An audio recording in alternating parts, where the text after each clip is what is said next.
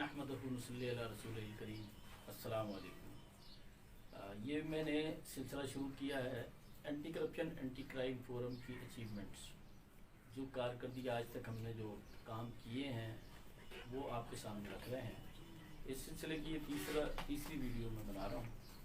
और वीडियो में चूँकि हमारा स्टूडियो में बैठकर और एक ही स्टूडियो को हम कंटिन्यू चला रहे हैं, तो वीडियो के ऊपर नंबर हमारा होगा, जिससे आपको अंदाज़ा होगा कि ये वीडियो कौन सी नंबर की वीडियो है। तो इंशाल्लाह टाइटल के ऊपर नंबर से पता चल जाएगा कि वीडियो तब्दील हो गई है।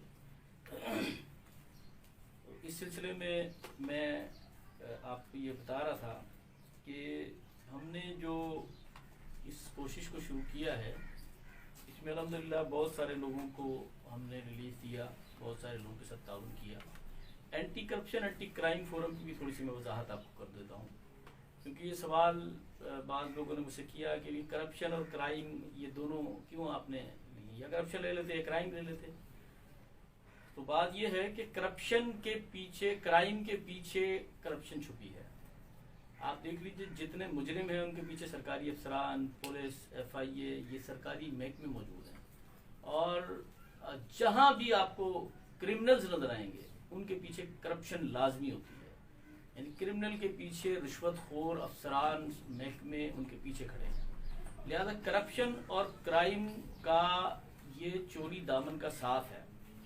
तो ये बात चूंकि आम आदमी नहीं समझता, इस बात को आम आदमी को पता नहीं है, तो इसलिए वो ये सवाल करता है। और हम चूंकि इस मैदान में काम कर रहे हैं, तो करप्शन अकेली करप्शन नहीं, और दूसरी बात ये कि करप्शन अब रही नहीं है, अब करप्शन क्राइम की शक्ल में तब्दील हो चुकी है। पहले थी करप्शन के छुप कर रिश्वत लेते थे, डरते थे। रिश्वत लेने वाला एक आध आदमी होता था महकमे में, और सारे के सारे लोग ईमानदार होते थे, और रिश्वतखोर को तलाश करना पड़ता था। वो सब थी करप्शन कि किसी करप्शन करने वाले को, रिश्वतखोर को तलाश करना पड़ता था। कोई एक आध आदमी होता था तो उसको पकड़ने के लिए भी दिक्कत होती थी, मसला होता था। अब तो मसला ये है कि सारा पूरा का पूरा महकमा और सारा का सारा नीचे से लेके PN से लेके चीफ तक सारे भत्ते जाते हैं, हिस्से जाते हैं उनके, और उन लोगों को अफसरान तक मिले हुए होते हैं। और आप किसी के खिलाफ अगर कोई एक्शन ले भी लें तो उसको बचाने के लिए पूरा माफिया इकट्ठा हो जाता है। तो ये तो करप्शन तो रही नहीं, अब तो ये क्राइम की शक्ल इख्तियार कर चुकी है। लेकिन चूंकि बहरहाल करप्शन की क्राइम है, तो इसको हमने करप्शन और क्राइम को साथ रखा, anti corruption anti crime forum, इसलिए हमने इसका नाम रखा है। तो मैं जितने भी आपको केसेस की रिलीफ में काम किया, जितने भी लोगों के मामलात में मैंने हल किए, तो उसमें आप देखेंगे कि महकमे अफसरान कैसे इन्वॉल्व हुए उसके अंदर। और जाहिर है कि वो रिश्वत की लालच के बगैर, मफाद के बगैर तो नहीं इन्वॉल्व है ना, मुजरिमों के साथ जो दे रहे हैं। तो करप्शन के तो ये जितने भी केसेस मैं आपको बताऊंगा, आप उसमें देखें कि उसके पीछे पुलिस डिपार्टमेंट नजर आएगा आपको, उसके पीछे मुख्तलिफ महकमे नजर आएंगे, उसके पीछे अफसरान नजर आएंगे, और उसकी बुनियाद पर करप्शन माशरे में हो रही होगी।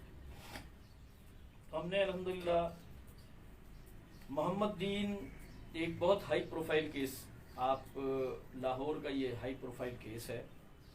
ये एक CTD ने एक छापा मारा, और मीडिया के ऊपर ये बहुत बड़ा केस था, बहुत हाई प्रोफाइल केस था। CTD का केस था, मोहम्मद दीन नामी। ये गालिबन 2015-16 का करीब है। एग्जैक्ट मैं वकीलों से अपने, क्योंकि इसकी अलग अलग वीडियोस भी मैं बनाऊंगा तमाम केसेस की। अभी तो मैं सिर्फ आपको सरसरी सा इसका जायजा पेश कर रहा हूँ आपके सामने। तो इसकी एग्जैक्ट तारीखें, केसेस और वकला हमारे ऐसा क्या तफसील अलग बनाऊंगा इंशाल्लाह। तो ये बहुत हाई प्रोफाइल केस था मोहम्मद दीन नामी शख्स का, और इसको CTD ने छापा मारा था। और उसको छापा मारने के बाद CTD ने उसके बारे में मीडिया पर ये केस आया। मीडिया ने उसको दिखाया कि ये एक बहुत बड़ा दहशतगर्द है, और ये सुरंग लगा रहा था। ये बाकायदा एक सुरंग लगा रहा था अपने घर से रॉयल पाम पर हमला करने के लिए। अच्छा, अब आप देखिए कि रॉयल पाम पर हमला करने के लिए जो सुरंग लगा रहा है, उसको पूरे मीडिया ने दिखाया। चैनल्स ने उसको दिखाया कि ये सुरंग बरामद हुई इसके घर से और रॉयल पाम पर हमला कर रहा है, और लाहौर का रॉयल पाम जो होटल है उसमें फॉरेनर्स होते हैं, और ये दहशतगर्द पूरी तैयारी के साथ जो है ये काम कर रहा था और बर वक्त पकड़ लिया गया। वरना ये सुरंग इसने अपने घर से सुरंग बनाकर ये रॉयल पाम होटल तक ही लेके जा रहा था, उसके करीब इसकी रहाइश थी, और बर वक्त सीटीडी ने छापा मार के उसको पकड़ लिया। और उसके बाद उसके पास से बारूद बरामद हुआ, हैंड ग्रेनेड बरामद हुए, असला बरामद हुआ, उसके काफी कुछ उसके ऊपर डाला गया। और उसके बाद ये सजाए मौत का मुलजिम था, सजाए मौत का, यानी जो उससे जुर्म जो दहशतगर्दी का साबित हो चुका था उसको सजाए मौत या कम अज कम 14 साल की सजा का सामना उसको करना पड़ता। तो आप को ये मैं बताऊं कि इस केस को जाहिर है कि मीडिया पर हाईलाइट हुआ था, अखबारात में, चैनल पे, और बड़े बड़े अखबारात ने और कॉलम निगार ने इसके ऊपर बड़ी बड़ी कॉलम लिखे थे कि जनाब बहुत बड़ा दहशत पकड़ा गया है, बहुत बड़ा ग्रुप पकड़ा गया है।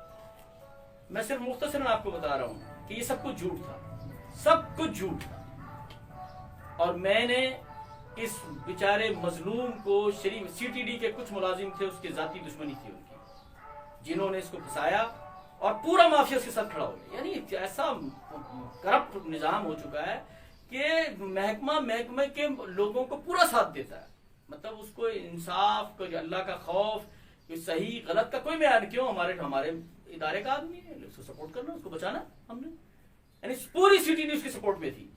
और हकीकत क्या थी कि चंद सीटीडी के लोगों ने उसको फंसाया था, और ये बिल्कुल झूठ पर मबनी बात थी। मैं इंशाल्लाह इसका तफसीली वीडियो बनाऊंगा, बल्कि इंशाल्लाह ये जितनी भी मैं अभी वीडियोस बना रहा हूं आपके सामने, इनके फिर वो तमाम लोगों के इंटरव्यूज भी लाऊंगा, और इसमें जितने लोगों के गवाह हैं, इसके शाहिदीन हैं, जाहिर है मेरे पास अभी वसाइल की जरूरत है मुझे, जाहिर है आप समझते हैं कि इतना बड़ा हम काम कर रहे हैं तो हमें वसाइल चाहिए, हमें इसमें पूरा मीडिया टीम चाहिए, मीडिया की वसाइल चाहिए ताकि हम ये चीज़ें आपको सामने ला सकें।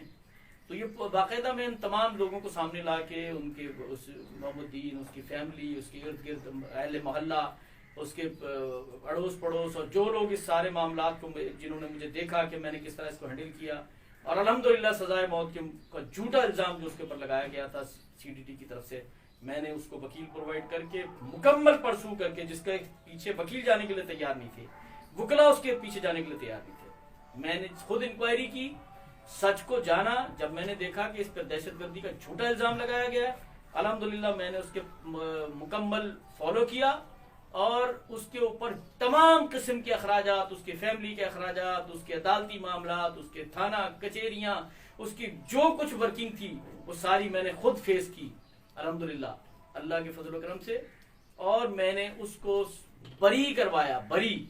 मैं इसकी शाबाशी राना मकसूदुल हक, हमारे सुप्रीम कोर्ट के दहशतगर्दी के वकील हैं, मैं ये मुस्तहिक हैं इस बात के कि उनको की हौसला अफजाई की जाए। उन्होंने इसमें बहुत ताउन किया और उन्होंने उसको बरी करवाया, बाइज्जत बरी हुआ अल्हम्दुलिल्लाह वो, और क्योंकि झूठा केस था।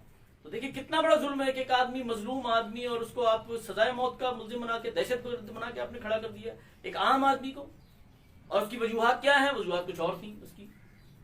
तो अगर ऐसे लोगों के पीछे हम नहीं जाएंगे, ये anti corruption anti crime forum नहीं काम करेगा, तो देखिए माशरे में ये जुल्म उसके साथ मोहम्मदीन नहीं, पाकिस्तान के 22 करोड़ अवाम अपने ऊपर सोचें, ये जुल्म किसी के साथ भी हो सकता है, किसी से भी सीटीडी की दुश्मनी हो सकती है, किसी की भी एफआईए की दुश्मनी हो सकती है, किसी की पुलिस वाले से दुश्मनी हो सकती है। तो ये रवैया होता है, फिर ये जुल्म होता है, पूरा इदारा उसका साथ देता है। तो आप ये ना समझें कि एक मोहम्मदीन को बचाया मैंने, आप ये समझें 22 करोड़ अवाम को बचाने के लिए मैं निकला हूं, और इसके लिए वसाइल चाहिए। अब ये खर्चे में कब तक करूंगा, कहां तक करूंगा, मैं अपनी जेब से कैसे करूंगा, और पता नहीं कितने लोग मेरे पास सुबह से शाम तक लोग राब्ता करते हैं, हमारे साथ ये महकमा जुल्म कर रहा है, हमारे साथ ये जुल्म कर रहा है। मेरे भाई इन पे अखराजात होते हैं, इनके ऊपर कई किस्म के अखराजात हमें ऐसे करने पड़ते हैं कि आपको अंदाजा नहीं है। इस माफिया के मुंह से निवाला छीनने वाली बात है, इस माफिया के मुंह से निवाला छीनने वाली ऐसी बात है कि शेर से के मुंह से शिकार छीने तो शेर माफ करता है आपको। इस तरह इस माफिया से जब आप मजलूम की मदद के लिए जाते हैं तो आपको उसकी मदद के लिए बड़े वसाइल खर्च करने पड़ते हैं, बड़ी मेहनत करनी पड़ती है, बड़ी मुश्किलात को और मुखालफतों को सामना करना पड़ता है। लेकिन अल्हम्दुलिल्लाह हम डटे हुए हैं, हमें इस बात का कोई खौफ नहीं है। सिर्फ मुश्किल अगर है तो फंड की मुश्किल है, हमें आपके ताउन की जरूरत है। आप चैरिटी में आगे बढ़ें, ताउन करें ताकि इस काम को मैं जारी कर सकूं, पूरे पाकिस्तान के अंदर इस काम को आगे बढ़ा सकूं। बकाया अगली वीडियो के इंशाल्लाह बताता हूँ।